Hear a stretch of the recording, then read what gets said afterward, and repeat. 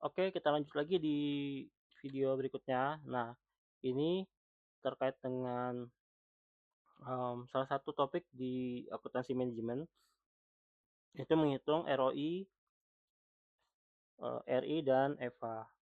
Nah, kita tahu kalau ROI itu adalah laba operasi dibagi dengan aset yang diinvestasikan. Nah,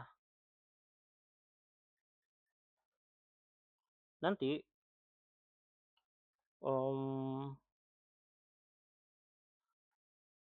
oke. Nah, ROI itu bentuknya pasti percentage. Nah, percentage itu nanti biasanya perusahaan itu punya standar untuk menentukan, ROI yang menjadi syarat keputusan investasi. Misalkan, oh ROI di atas 10% berarti investasi itu layak dijalankan atau diterima. Nah, cuman ada keterbatasan pada ROI. Ya jadi nanti keterbatasan itu yaitu manajernya itu nanti biasanya hanya fokus ke persentasenya saja. Padahal proyek tersebut bisa jadi lebih menguntungkan atau ternyata secara dalam, mmm, sudut pandang mata uang ya, kalau kita konversi ke mata uang ternyata ini sebenarnya memberikan tambahan yang lebih besar dibandingkan hanya sekedar menilai percentage.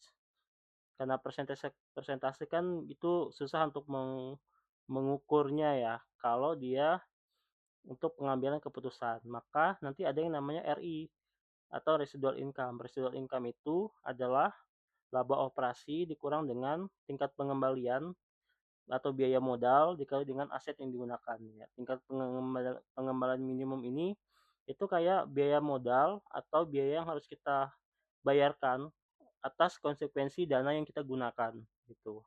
Kita pakai dana, kan orang berinvestasi ke perusahaan, itu kan mereka mengharapkan, mmm, rate of return-nya. Nah, tingkat pengembaliannya, ya kita harus bayar dari modal yang kita pakai, kita harus bayar berapa nanti. Nah, itu tingkat pengembaliannya. Makanya di sini kita bandingkan labanya kita, yang kita punya, laba kita dikurangkan dengan tingkat pengembalian dikali dengan aset yang diinvestasikan atau aset yang digunakan. Cuman memang kalau, ROI itu percentage, kalau RI dia bentuknya adalah langsung dalam bentuk konversi mata uang. Kemudian keunggulan RI atas RI, nah ini sini sudah dijelaskan. Dia bisa nanti malah terbalik ya, dengan RI keputusan itu nanti bisa diambil.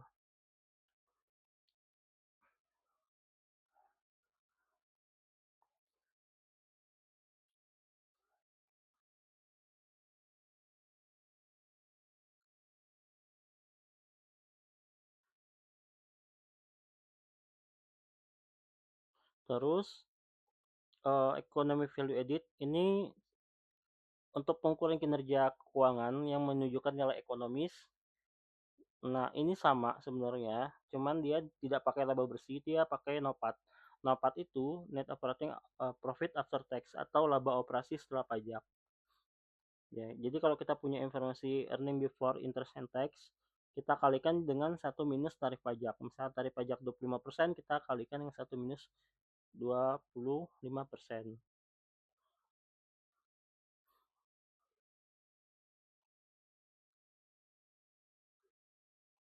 Oke, terus kita langsung masuk ke soal. Ya, jadi intinya ini ada perusahaan JSC. Dia itu, anak perusahaan, Mason Industry yang memproduksi go-kart. Intinya dia pengen ekspansi untuk ke yang lebih luas lagi. Maka dia tuh pengen mengakuisisi, eee, recreational leasing, eee, Inc. ya. Ini kayak perusahaan dia pengen mengakuisisi RLI. Nah, perusahaan dia itu ini kan go-kart, kayaknya dia ada usaha apa gitu di sini tuh, mana ya? Ya, jadi dia tertarik untuk mengakuisisi RLI ini karena, kayaknya untuk pengembangan industri go-kart ini perlu deh ya. Ya karena si RL ini kan nggak usah dia, mengakuisisi apa, punya punya permainan arcade gitu ya, punya salah satu pemain arcade. Nah, nanti, ada protes, bukan protes sih, ada sentimen dari manajemennya menilai kalau si perusahaan yang diakuisisi ini sebenarnya kondisinya itu kurang bagus, terutama di ROI, Return on Investment, ROI ya. Nah, di ROI ini dia kurang bagus, nanti akan berpengaruh ke mana kalau ROI-nya jelek jelek, berpengaruh ke nilai bonus yang dibayarkan. Ya, walaupun sebenarnya, mmm,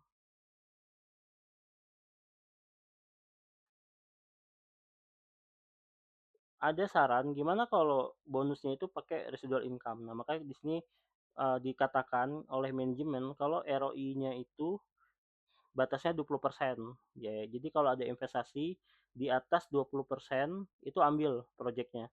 Kalau kurang dari 20% tolak. Nah, itu, keputusan terhadap, mmm, keputusan terhadap akuisisi.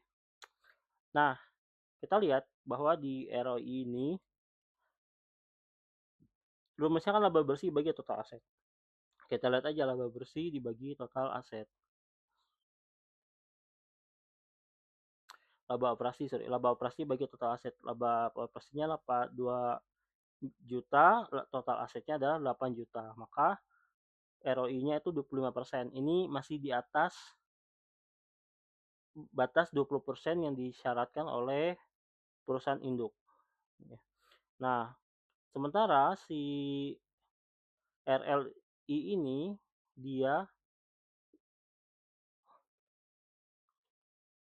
ROI-nya itu cuma 18,75%, dan kalau digabungkan ya kalau akuisisi kan digabungkan perusahaannya, maka dia ROI-nya 23,21% atau di bawah 25% menjadi batas perusahaan. Maka orang investasi ini akan menolak penilaian project ini karena dianggap dia nilainya di bawah standar.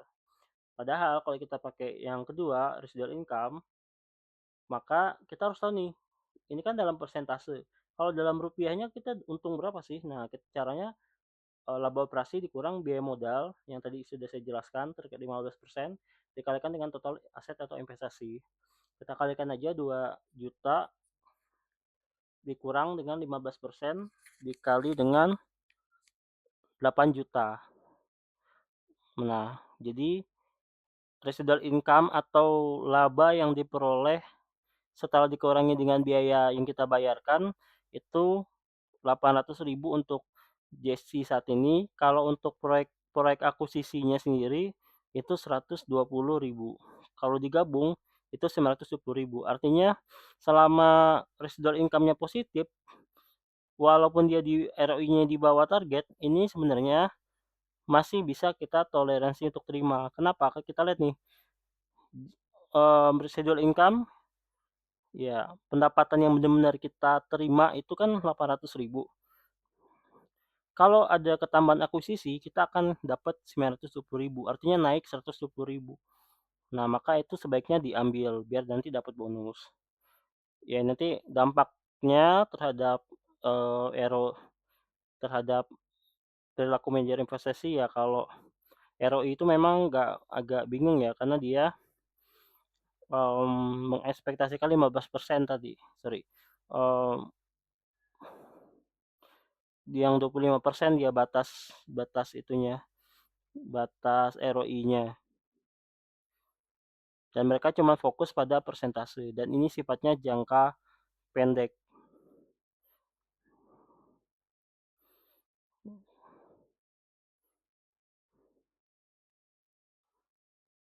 Nah, padahal kalau kita pakai, residual income, selama dia masih positif, dia masih aman sih sebenarnya. Selama dia lebih dari nol, walaupun dua-duanya ada kelemahan ya. Ya, terutama kalau nanti, mmm, gap antara perusahaan kita dengan perusahaan yang kita akuisisi secara aset, secara labanya terlalu jauh, itu mungkin agak, apa namanya, menjadi satu kelemahan ya. Itu sekian untuk video kali ini. Untuk Eva mungkin nggak ada soalnya, tapi Eva sama, Eva itu tinggal nanti ininya sama, beban modal dikali investasi, cuman dia, mirip kayak RI, tapi dia bukan laba operasi, dia pakainya, mmm, EBIT dikali 1 minus tax, earning before interest tax. Oke, sekian untuk video kali ini, kita lanjut nanti video berikutnya.